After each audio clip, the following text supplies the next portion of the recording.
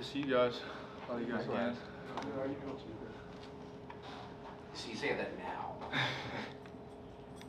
How's practice 6 been for you? It's good. It's good. I think our schedule kind of gives us the opportunity to open up a little bit more, knowing that we have more time off. We can kind of, let out the tank as much as possible.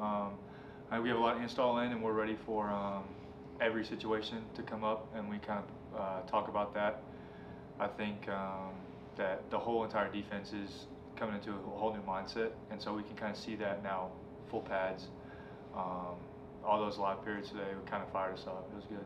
Is there any areas that you see the defense needing to work on and improve in the next few weeks before that? Oh, everything. I mean, it goes from, substitutions, communication, front end and the back end, with the new earpiece that we have and everything that goes into it.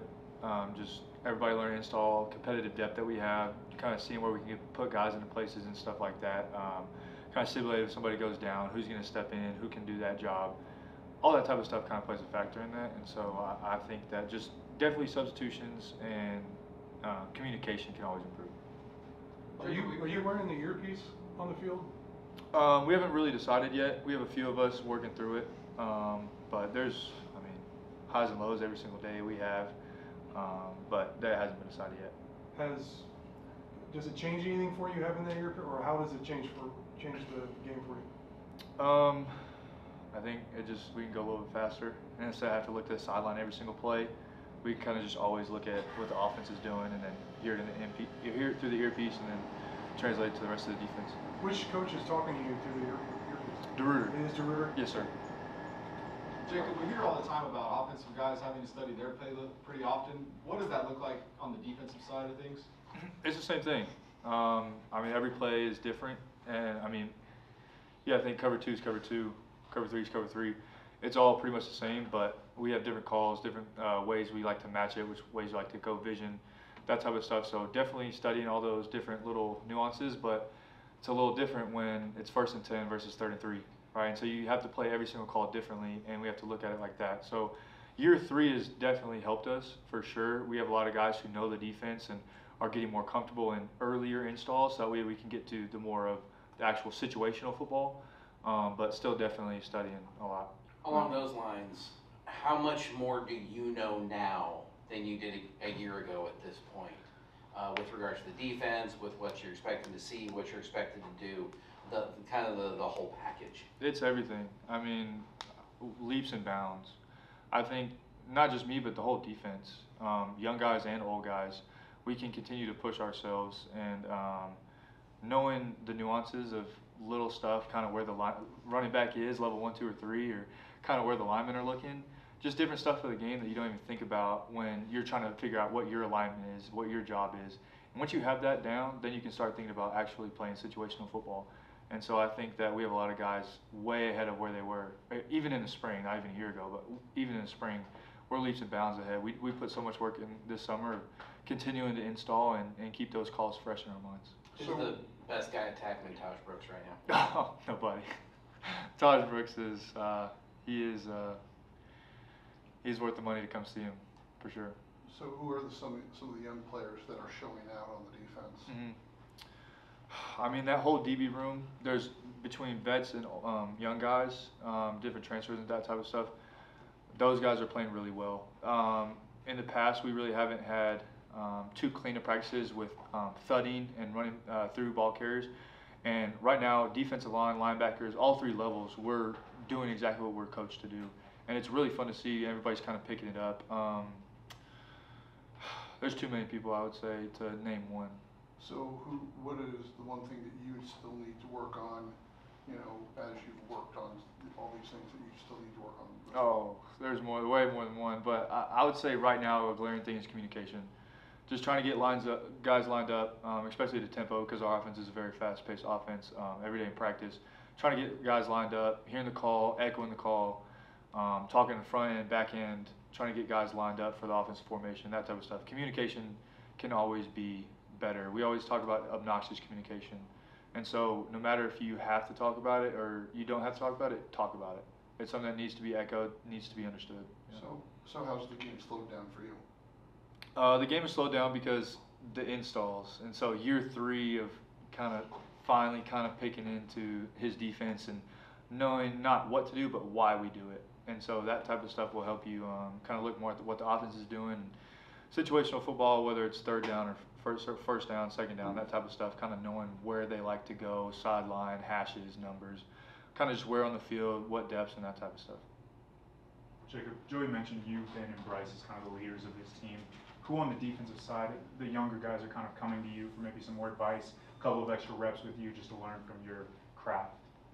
I'm sorry. Is there any young guys that are kind of coming to you for advice right now?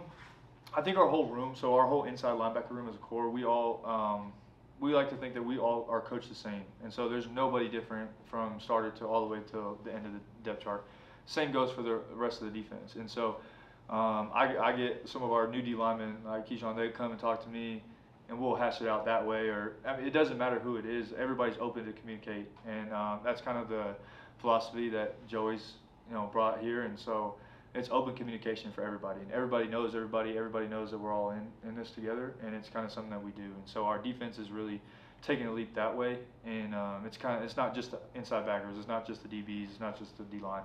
We're all communicating with each other, figuring out how we can play different things better. Jacob, there was a video a couple weeks back with Bryce working on some individual stuff with a linebacker trainer.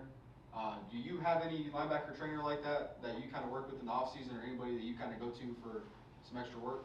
No, I don't. I saw that video. Bryce is working hard. I don't have one. So what does your off season look like over the summer as far as work on the field and maybe even in the weight room also? Yeah, so just doing stuff up here with the strength staff, type of thing, strength conditioning and running.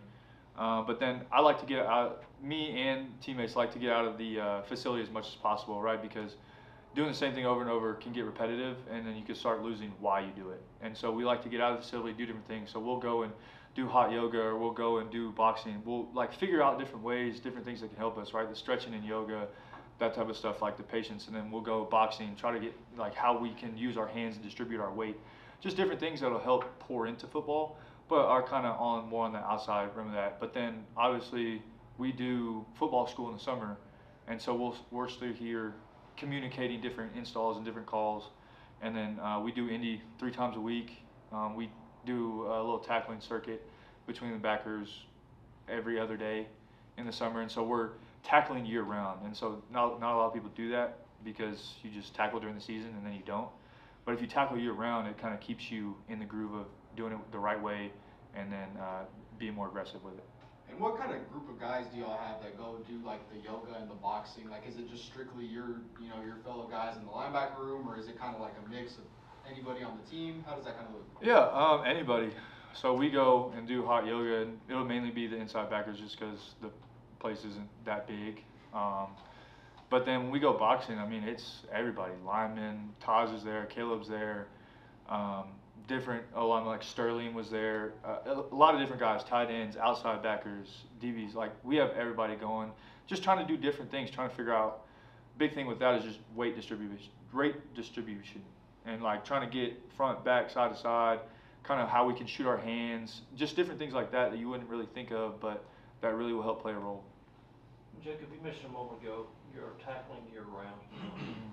During your time here, did that change? It wasn't that way from the beginning of your time here, was it? Oh, no, sir. Yeah, so we kind of met with a tackling guru in the rugby world, and so he made these pads for tackling for rugby, and so we kind of took those on, and obviously it's a little bit different of a contact because we have pads on and all that different stuff from rugby, but yeah, tackling year round is something that can continue to improve instead of taking 4 months off or 5 months off.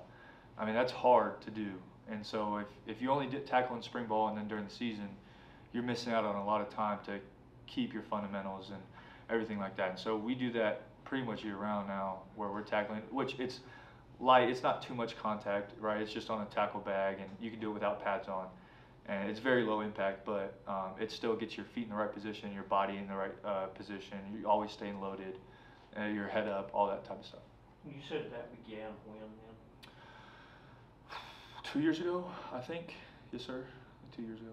Yeah. And Joey mentioned he had said previously that weren't as good at tacklers in space, weren't bad, but weren't as good at tacklers in space as you needed to be last season, the defense as a whole, and as you changed some tackling circuits in spring?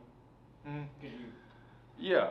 So kind of we're doing exactly what the coaches are teaching us to do, and so with that, we weren't really trusting it. I would say as players, what they were coaching us to do, because it's I don't know the phrase for it, but it's very simple, but it's not easy, right? So it's a very simple concept, but on the field it's not easy to do, and so we just really just bought into it at the beginning of the spring, and so our tackling in space and everything like that still can improve leaps and bounds, right? But as a whole, it is going at the incline. Who would you say is the best pure tackler on the team? Oh gosh. You can say You can say yourself. No, ought to be the I answer. won't judge you. No, I don't know. I don't know. At this point, I feel like we all just work too hard on it. I think it would be an insult to call somebody a pure tackler for how much like practice they put into it. You know, so like I don't want to call anybody out. I mean, I feel like they all work incredibly hard and they're all really good tacklers. It's hard to name one. I'll say it's hard to name one. Yeah. All right, It seems like that'll be the last question right here with Don. It seems like football in the last 10, 15 years or so has gone more to less contact to kind of prevent injuries or what, and keep your bodies fresh and all those sorts of things. So you've experienced it both ways, where you went, like you said, 4 months or so where you're not really tackling, and now you sound like you're a big advocate of doing it this way. Did you always feel that way, or have you just kind of come into that thinking since you've experienced tackling year round? That's a good question. I don't know.